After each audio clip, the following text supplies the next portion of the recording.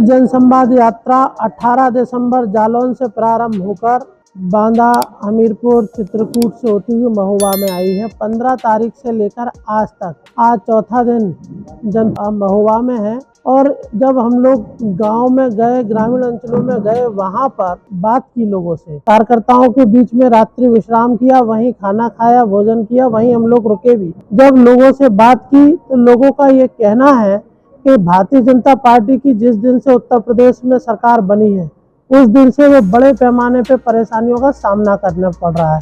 क्योंकि आप देख रहे हैं किसान परेशान है खाद और बीज और पानी बिजली के लिए, नौजवान परेशान है रोजगार के लिए। इसलिए जब लोगों से बात करने के दौरान माताएं बहनों ने कहा कि उन्हें जो मूलभूत सुविधाएं मिलना चाहिए थी, वो मूलभूत सुविधाएं भी नहीं दे पा रही सरकार, उनको सम्मान और सुरक्षा भी नहीं दे पा रही सरकार।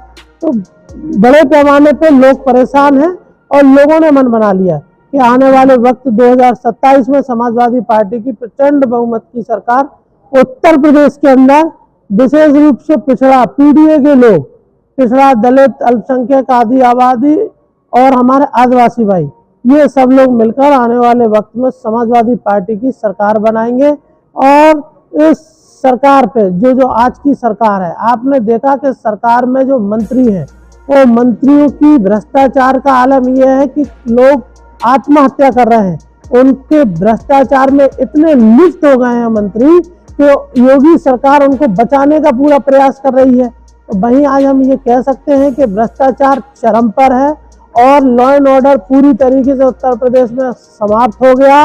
और ये भारतीय जनता पार्टी में आपने देखा है, महोबा में भी देखा, हम तो पूरे बुंदेलखंड में देखकर आ रहे हैं कि किस तरीके से किसानों की जो फसल थी, मूंगफली की फसल, उस पर किस तरीके से दलाली हुई, किसी से छुपी हुई नहीं है।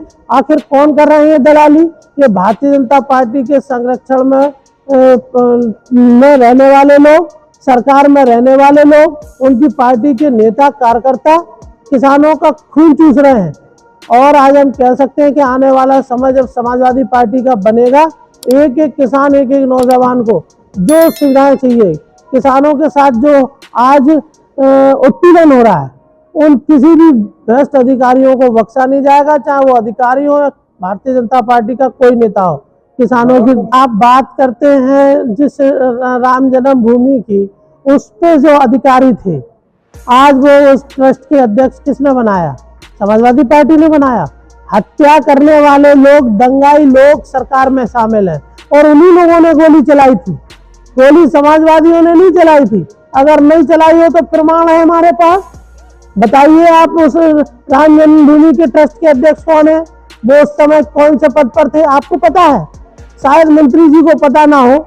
और वो तो सरकार में जो है पीडीए के हक अधिकार को मारने के लिए पीडीए के लोग ही कुछ सरकार में शामिल है।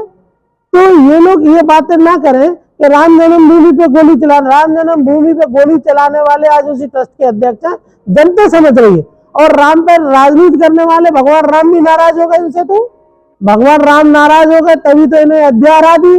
अयोध्या नहीं हराई तो भगवान राम मिल्कीपुर, देखिए मिल्कीपुर में समाजवादी पार्टी चुनाव लड़ रही थी, वहीं सरकार में डीएमएसपी चुनाव लड़ रहे थे। अगर समाजवादी पार्टी के सामने भारतीय जनता पार्टी ईमानदारी से चुनाव करा लेती तो आप बहुत जिम्मेदारी से कह सकते हैं, जो हाल अयोध्या में, अयोध्या के भगवान के राम के भक्तों ने किया, वो मिल्कीपुर के लोग भी तैयार थे। फर्जी वोटर बनाए गए, फर्जी बातें करी गई। और कैसे एक दरोगा समाजवादी पार्टी के कार्यकर्ता को धमका रहा है, गाली दे रहा है, जनप्रतिनिधि को गाली दे रहा है। तो ये किसी से छुपा नहीं है।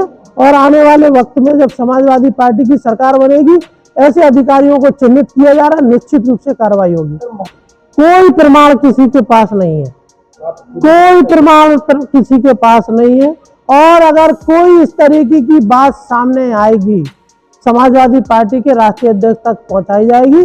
और चूंकि ठेकेदारी करना और वोट का मतलब एक नहीं हो सकता।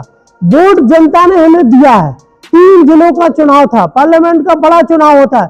तो कहीं हमारे बहुत सारे भारतीय जनता पार्टी के नेता ऐसे हैं जहां समाजवादी पार्टी जीत गई, तो जहां लोगों को हमने समझा लिया, लोग समझ गए, जागरूक हो गए, उन्होंने हमें वोट कर दिया और अंततः समाजवादी पार्टी अभी कभी नाम आएगा तो यही कहा जाएगा कि महुआ हमीरपुर से समाजवादी पार्टी का सांसद है। कहीं जहां हम हारे हैं उस पर पार्टी मंथन कर रही है, चिंतन कर रही है, उस पर विचार करेगी। संगठन में जहां कोई जरूरत होगी हम और संगठन को मजबूत करने का काम करेंगे। जो राष्ट्रीय अध्यक्ष जी ने फार्मूला तय किया पीडीए का, पीडीए के लोगों को पूरा मौका पार्लियामेंट इलेक्शन में दिया, उसका उदाहरण है कि भारतीय जनता पार्टी उत्तर प्रदेश में बड़ी हार हो गई। यही पीडीए के लोगों को माननीय अखिलेश यादव जी आगे भी मौका देंगे और निश्चित रूप से अगर कोई प्रत्याशी को ये पहले पता लग जाएगा और उसे ये कह दिया जाएगा कि आप चुनाव लड़ेंगे तो वो अच्छी तैयारी कर लेगा और एक वोटर के पास चला जाएगा, संगठन भी मजबूत हो जाएगा और पार्टी की जो जमीनी स्तर की तैयारी है वो भी मजबूत हो जाएगी। राष्ट्रीय अध्यक्ष जी ने कहा है उनकी कथनी और करनी में कोई अंतर नहीं है। समाजवादी पार्टी प्रचंड बहुमत के साथ उत्तर प्रदेश में सरकार बनाने जा रही है।